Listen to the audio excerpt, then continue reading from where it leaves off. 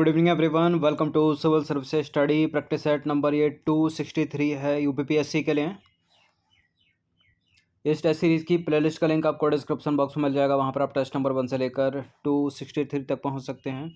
इस सीरीज़ की आप पेड सीरीज़ प्राप्त कर सकते हो, पीडीएफ प्राप्त कर सकते हो। डिस्क्रिप्शन बॉक्स में नंबर है, उस पर कॉल या व्हाट्सअप करके।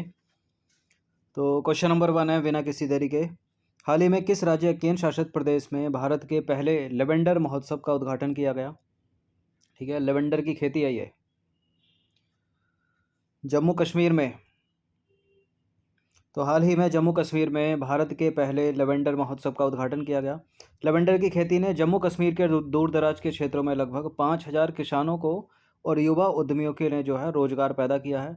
200 एकड़ में इसकी खेती करने वाले 1,000 से अधिक किसान परिवार जो है इसमें शामिल है।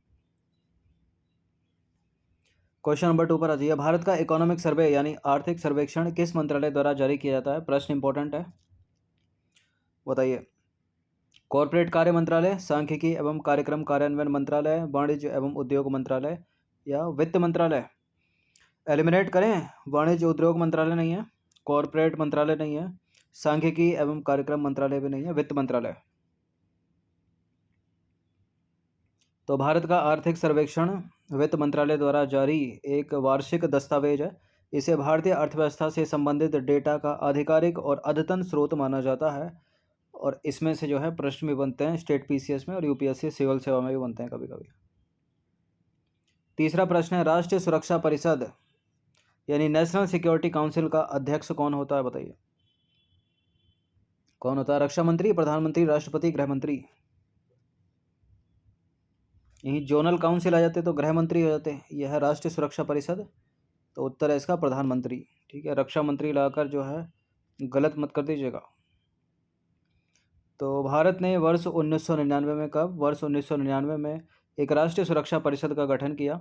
यह परिषद राष्ट्रीय सुरक्षा के सभी पहलुओं पर विचार विमर्श करता है और राष्ट्रीय सुरक्षा परिषद प्रधानमंत्री की अध्यक्षता में सर्वोच्च निकाय के रूप में कार्य करता है। तो प्रधानमंत्री इसके अध्यक्ष। क्वेश्चन नंबर 4 पर आ जाइए। अभी हाल ही में किस भारतीय नौसेना जहाज को मुंबई के नौसेना डॉकयार्ड से सेवा मुक्त कर दिया गया है? आईएनएस गंगा, कलवरी, गोमती, खंडेरी? मुंबई के नौसेना डॉकयार्ड से सेवा मुक्त कर दिया गया है आईएनएस गोमती को। तो अभी हाल ही में भारतीय नौसेना के जहाज आईएनएस गोमती को मुंबई में नौसेना डॉकयार्ड से सेवा मुक्त कर दिया गया है। ठीक है, ये प्रश्न एग्जाम में बन जाते हैं, कौन सेवा मुक्त किया गया अभी रिसेंटली। 5वां प्रश्न है, निम्नलिखित कथनों पर विचार करेंगे। एमनेस्टी इंटरनेशनल जो है एक गैर सरकारी संगठन है और इस संगठन का प्राथमिक उद्देश्य मानव अधिकारों की रक्षा करना और उनकी वकालत करना है। बताइए कौन सा करेक्ट है? और एक एमनेस्टी इंटरनेशनल एमनेस्टी दिवस भी एक मनाया जाता है। फिलहाल ये दोनों के दोनों करेक्ट हैं, सी है इसका आंसर। तो याद रखना, हर साल जो है 28 मई को एमनेस्टी इंटरनेशनल दिवस का आयोजन किया जाता है। एमनेस्टी इंटरनेशनल की बात करें तो लंदन में स्थित ये एक गैर सरकारी संगठन है। इसकी स्थापना हुई थी 28 मई 1961 को, तो 28 मई को दिवस मनाते हैं। पीटर वेंसन नामक एक ब्रिटिश वकील द्वारा की गई थी और इस संगठन का प्राथमिक उद्देश्य क्या है? मानव अधिकारों की रक्षा करना और उनकी वकालत करना। क्वेश्चन नंबर 6 पर आ जाइए। गोवा राज्य का स्थापना दिवस हर साल कब मनाया जाता है? देखिए, 1 नवंबर को, 9 नवंबर को और 15 नवंबर सन 2000 को। 1 नवंबर को छत्तीसगढ़ का स्थापना दिवस है, 9 नवंबर को उत्तराखंड का, 15 नवंबर को जो है वो झारखंड का स्थापना दिवस है। ठीक है, तो ये तो होगा नहीं। 5 जून को विश्व पर्यावरण दिवस मनाया जाता है।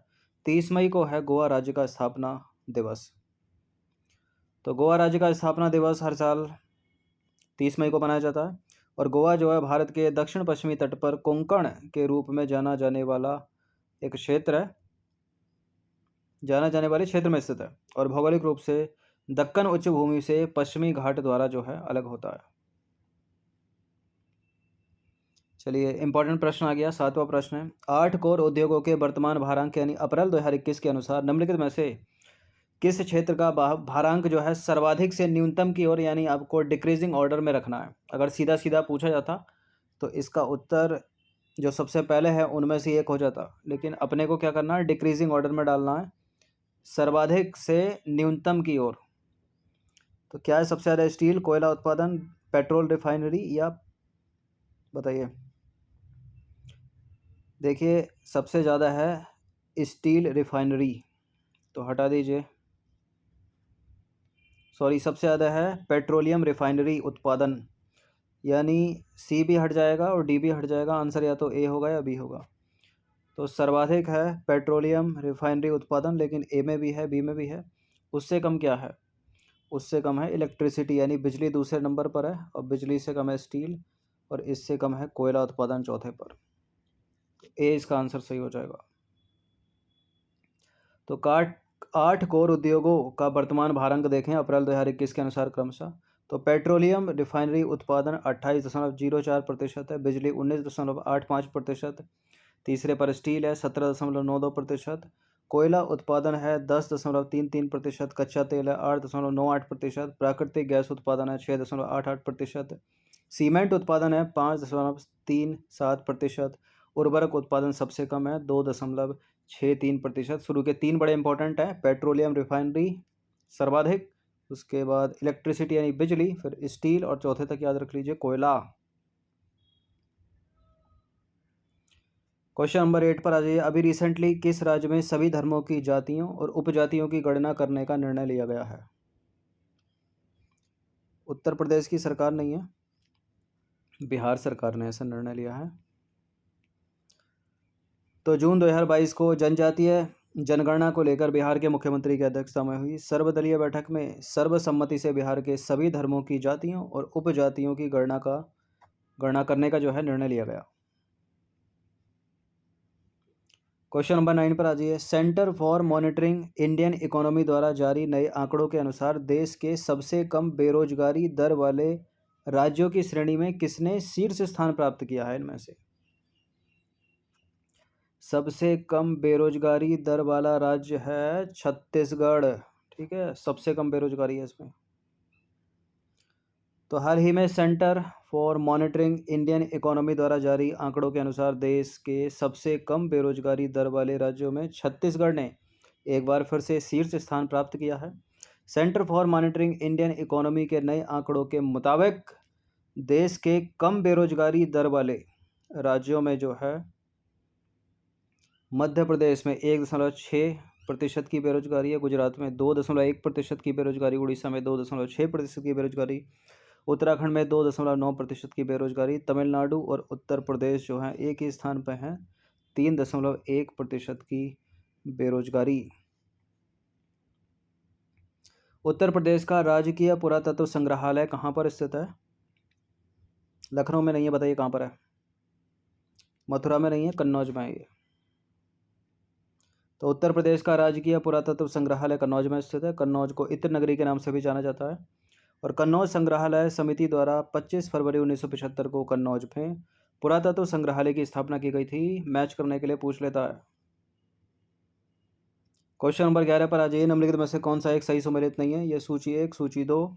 लोहिया पार्क लखनऊ में, इलेक्ट्रॉनिक सिटी नोएडा आगरा को कहते हैं, साइबर सिटी गाजियाबाद को कहते हैं, एग्रो पार्क बाराबंकी में।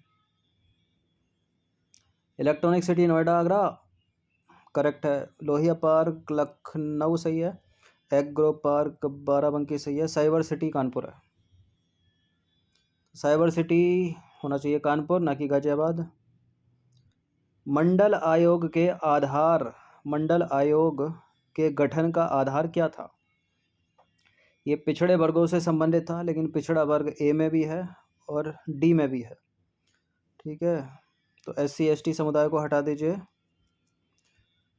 प्रवासी भारतीयों में पिछड़े वर्गों की कुल संख्या का पता लगाना या सामाजिक एवं शैक्षणिक रूप से पिछड़े वर्गों की समीक्षा करना, यही है ऊपर वाला।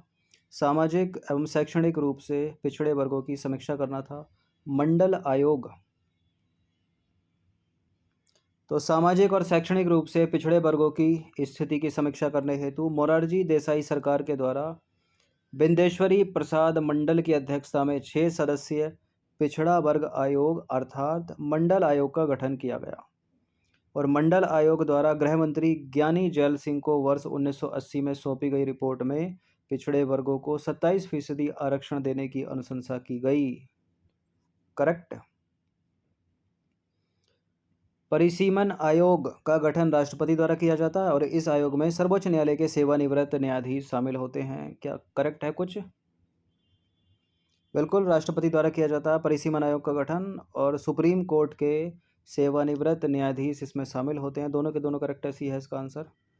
और भी लोग इसमें शामिल होते हैं। तो परिसीमन आयोग सर्वोच्च न्यायालय के सेवानिवृत्त परिसीमन आयोग में सर्वोच्च न्यायालय के सेवानिवृत्त न्यायाधीश, मुख्य चुनाव आयुक्त और संबंधित राज्य के चुनाव आयुक्त शामिल होते हैं। याद रखिएगा इस चीज़ को। परिसीमन आयोग का गठन राष्ट्रपति के द्वारा किया जाता है। स्टेटमेंट बनाकर पूछा जा सकता है प्रधानमंत्री के द्वारा किया जाता है, गलत है। नंबर 14 है, महासागरीय धाराओं की उत्पत्ति हेतु जिम्मेदार होते हैं पृथ्वी का परिभ्रमण, वायुमंडलीय दाब, गुरुत्वाकर्षण, ये सभी। तो देखिए, महासागरीय धाराओं की उत्पत्ति हेतु पृथ्वी का परिभ्रमण, ये कई बार बताया। परिभ्रमण क्या है, परिक्रमण क्या है? गुरुत्वाकर्षण है, ग्रेविटेशनल फोर्स है, यानी ठीक है, लवणता है, वायुमंडलीय दाब है, तट की दिशा तथा आकार है। सभी कारक जिम्मेदार हैं, डी है आंसर। सूची 1 को सूची 2 के साथ अपने को सुमेलित करना है। यह है सूची 1 सूची 2, प्रमुख केंद्र है और इनकी अवस्थिति मिला दीजिए इनको। तो कलपक्कम कहाँ पर, नरोरा कहाँ पर, कैगा कहाँ पर, रावतभाटा कहाँ पर, तारापुर कहाँ पर। ठीक है, डिस्ट्रिक्ट डाल दिए हैं इन्होंने या शहर डाल दिए हैं इन्होंने, राज्य नहीं डाला है। कलपक्कम तमिलनाडु में है, चेन्नई के तमिलनाडु में लगा दीजिए। नरोरा उत्तर प्रदेश, बुलंदशहर हो गया। कैगा राजस्थान है तो कोटा हो गया। रावतभाटा महाराष्ट्र है तो बम्बई हो गया। तारापुर तारापुर तारापुर तारापुर तारापुर कर्नाटक। अरे क्या क्या कर दिया ये। कैगा कर्नाटक, रावतभाटा राजस्थान, कोटा, तारापुर महाराष्ट्र, बम्बई, नरोरा बुलंदशहर उत्तर प्रदेश, कलपक्कम चेन्नई। अब सही है। ए के 3 से, ये तो 1 से एलिमिनेट हो गया, आसान सा निकला। तो प्रमुख केंद्र उनकी अवस्थिति के अनुसार बड़े फेवरेट हैं स्टेट पीसीएस के। किसी भी स्टेट पीसीएस में इनकी पुनरावृत्ति होती रहती है। तारापुर महाराष्ट्र के मुंबई में, रावतभाटा राजस्थान के कोटा में, कलपक्कम तमिलनाडु के चेन्नई में, नरोरा उत्तर प्रदेश, बुलंदशहर, कैगा कर्नाटक। तो भारत का पहला परमाणु विद्युत संयंत्र 1969 में महाराष्ट्र के तारापुर में स्थापित किया गया था, याद रखिएगा। और परमाणु विद्युत संयंत्र के लिए यूरेनियम, थोरियम और भारी जल आदि आवश्यक होते हैं। थोरियम से सवाल बनते हैं एग्जाम में, कल भी पूछा गया था, मोनोजाइट रेत वाला, यूपीएससी में। नंबर 16 पर आ जाइए। निम्नलिखित कथनों पर विचार करेंगे हम 3 स्टेटमेंट के साथ, बताइए कौन सा गलत होगा। क्यूरेशियो एक ठंडी जलधारा है, इसे जापान की काली धारा भी कहते हैं। कोरियोलिस बल के प्रभाव से उत्तरी गोलार्ध की धाराएं बाईं ओर प्रवाहित होती हैं और सागरीय तरंग का निचला भाग गर्त कहलाता है। ये सुंदर सी पृथ्वी अपनी बीच से एक रेखा खींचेंगे 0 डिग्री, ऊपर का हो गया उत्तरी गोलार्ध, नीचे का हो गया दक्षिणी गोलार्ध। तो कोरियोलिस बल के प्रभाव के कारण उत्तरी गोलार्ध में धाराएं क्लॉकवाइज चलेंगी या एंटी क्लॉकवाइज? क्लॉकवाइज चलती यानी दाहिनी ओर, तो गलत हो गया। दूसरा स्टेटमेंट लिख रखा है यहाँ बाईं ओर, गलत। यही चीज़ अगर चक्रवात होता ना उत्तरी गोलार्ध में तो सही हो जाता। सागरीय तरंग का निचला भाग जो है गर्त कहलाता, सही है। देखिए, अगर क्यूरेशियो काली धारा कहते हैं जापान की तो गर्म होगी पक्का, ये ठंडी नहीं होगी, गलत है पहला वाला स्टेटमेंट। तो गलत हो गया पहला, गलत हो गया दूसरा, तीसरा वाला करेक्ट है। गलती अपने को ढूंढना, तो पहला दूसरा गलत, बी। तो पहला और दूसरा गलत है क्योंकि क्यूरेशियो जलधारा एक गर्म जलधारा है जो जापान की काली धारा कहलाती है। और कोरियोलिस बल के प्रभाव से उत्तरी गोलार्ध की जो धाराएं हैं अपने दाहिनी ओर प्रवाहित होती हैं, ना कि बाईं ओर। और सागरीय तरंग का ऊपरी भाग शीर्ष तथा निचला भाग कहलाता है गर्त। क्वेश्चन नंबर 17 पर आ जाइए। जलवायु परिवर्तन पर संयुक्त राष्ट्र फ्रेमवर्क संधि क्या है? पढ़िए, इनको दिखाई दे रहे हैं चारों। क्या है जलवायु परिवर्तन पर संयुक्त राष्ट्र फ्रेमवर्क संधि? ग्रीन हाउस गैसों के उत्सर्जन को स्थिर करने और पृथ्वी को जलवायु परिवर्तन के खतरे से बचाने हेतु विभिन्न देशों द्वारा की गई संधि, यही तो है। ठीक है, पहला वाला करेक्ट हो जाएगा। तो ब्राज़ील के रियो डी जेनेरियो में वर्ष 1992 में पर्यावरण और विकास पर संयुक्त राष्ट्र सम्मेलन के आयोजन के दौरान जलवायु परिवर्तन पर संयुक्त राष्ट्र फ्रेमवर्क संधि अस्तित्व में आई और इससे प्रथम शिखर सम्मेलन के नाम से भी जाना जाता है। इसमें ग्रीन हाउस गैसों के उत्सर्जन को स्थिर करने और पृथ्वी को जलवायु परिवर्तन के खतरे से बचाने के लिए देशों ने सहमति जताई थी।